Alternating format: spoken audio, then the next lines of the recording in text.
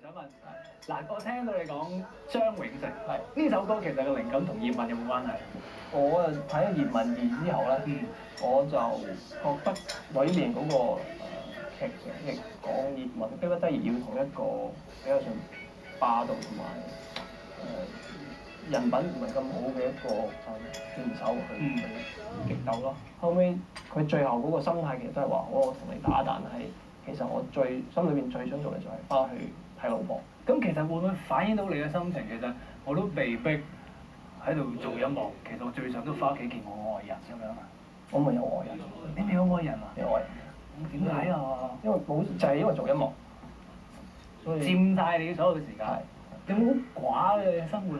其實拍拖令你嘅音樂咁豐富。我做完音樂之後已經係得個3-4個鐘瞓覺，我梗係瞓覺啦，即係唔會有第二啲時間諗呢個。咁拍拖都牽涉瞓覺㗎嘛，其實。咁但係你冇時間去即係維持一個 relationship， 或者即係冇，其實應該咁，你話冇時間維持 relationship 之前，仲有時間識人啊嘛。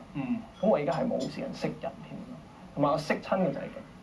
之後識親就係呢啲咁嘅人咁樣，先識到呢啲咁嘅人。所以咁就係音樂啦。咁所以感情嗰方面咧，暫時拋開先啦。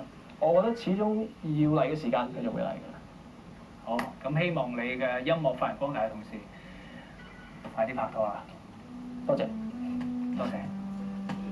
唔會寡嘅，其實音樂嗰個世界係仲多姿多彩過。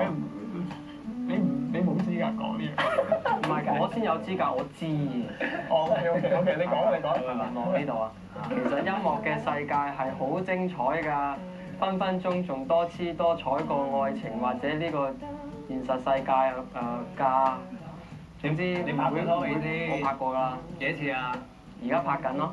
你驚唔驚出咗街之後，你男朋友你女朋友同你分手啊？可能會俾多啲時間我做咧，咁你咪可以借啲時間再出去玩啊嘛？玩？唔會㗎，我喺屋企做嘅啫，音樂。係啊。嚇？做咩嘢？又拉到我？我覺得音樂同埋愛情同樣重要嘅。